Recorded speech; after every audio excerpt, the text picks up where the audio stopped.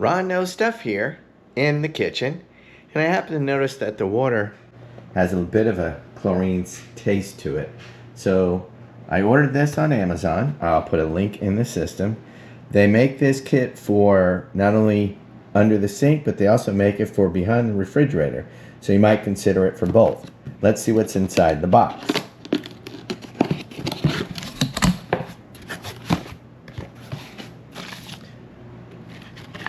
How to contact them if there's issues, instructions, and this is the important piece. This is the accessory kit. Now in here is everything you need to hook it up under the sink. The same exact unit will have a different accessory kit for hooking it up behind the refrigerator. There's the connectors. It has Teflon tape, has the screws in there. Here's the hose. There's a template to mount it.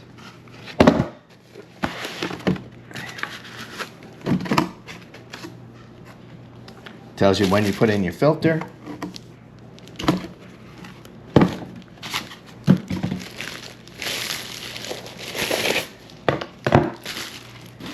And your water connection.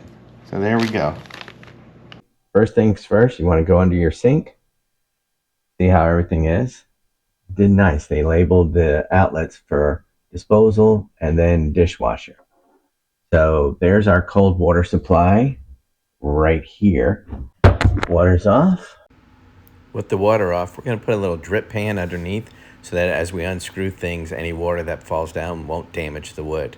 So we're going to take our adjustable wrench here, and I use an adjustable wrench because it fits everything, just in case there's different sizes there.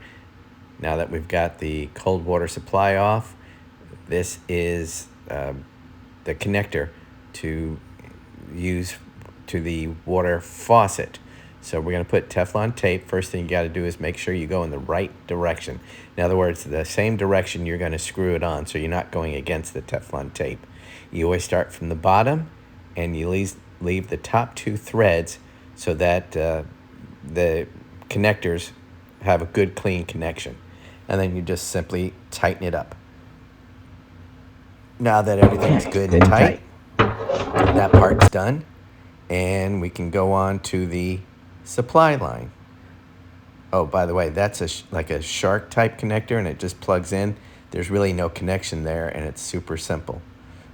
So now that we've got the supply going from the filter to the faucet, now we're going to hook up the supply from the water line into the filter.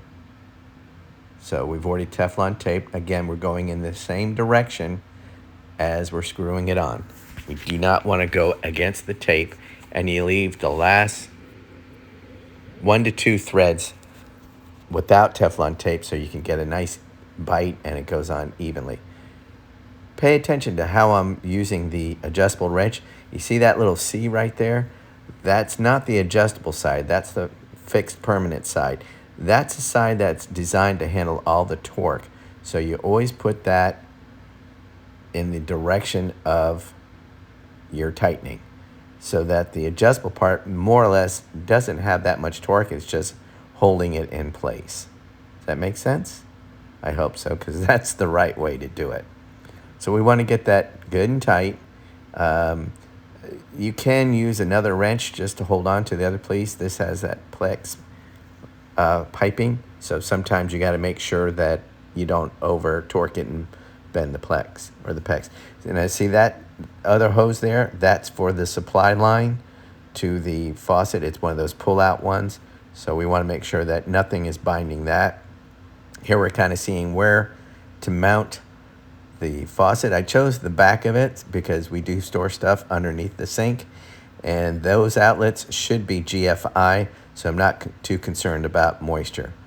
This came with a sticker so that you can kind of know, well, so that you will know where to mount the headpiece.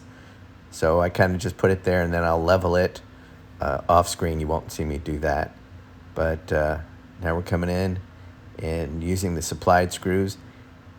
You you'll screw it in, but before you screw it in, make sure that there's nothing behind it that could get damaged by you screwing it in. In this case, I know there isn't, so that's fine. And you're gonna dry fit it to make sure you don't put the screws in too tight, because you do want a little movement, but not a lot.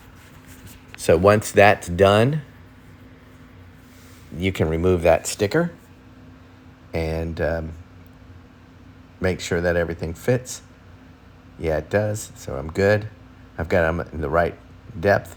So now I'm gonna take that off and get my sticker out of there so I have a nice clean look. And it's not that hard. Just peels right off. Thankfully, it didn't leave a lot of goo. So here I'm just testing to make sure that it's gonna be level. And yeah, I've got enough wiggle room to make sure it is level. Now it's time to hook up those, I call them shark bites. That's a trademark name, I'm sure, but I don't know what the generic name is. And they just really push in and then they grab. I've used these things, the Shark Bite brand anyway, and they're really good. So I have complete confidence in this thing not leaking. And once you get your fitting, then you just want to move your hoses out of the way, which is what I'm doing here.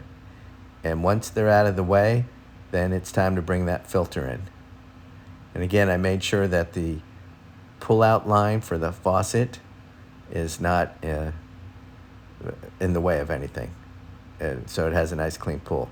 And there you go. Now you can see the sticker, or the there it is, all installed. Filter you need. This filter is supposed to last for 2 years, by the way. I don't know if it'll last that long, but when your water supply starts slowing down, that kind of means that your filter needs to be changed. All right, So I now just we're turned looking on for the leaks. water. Right there. I'm not seeing any leaks there. None there. No leaks there. No None leaks there. And no leaks there. So None with that there. in mind, let's Now go we're up nice and dry. topside and let's go run the faucet. run the water. So when you run the water, you got to burp out all the air, which is what we're doing all the air here. out. And they tell you to run this thing for about 5 minutes. So there I am. I just was curious. And yeah, there was a little bit of residue in the bottom of the sink when I emptied it, but you definitely want to run it for 5 minutes. And while that's running, I'm going to take the stickers. So this is shot in April.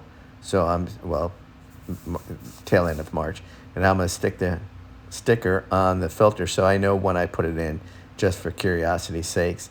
And again, I'm going to run this water for 5 minutes. So let's see how we're doing underneath and make sure we have no leaks. Let's do that right now. Looking underneath, everything's nice and dry.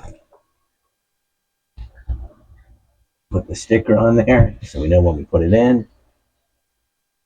And let's hold off on putting anything underneath this until we've completely flushed the system. But, so now you know how to add a water filter under your sink. Remember, Ron knows stuff, Mrs. Ron knows stuff, and now you know stuff too. Thanks for watching. Bye for now. Okay, bye. No, really.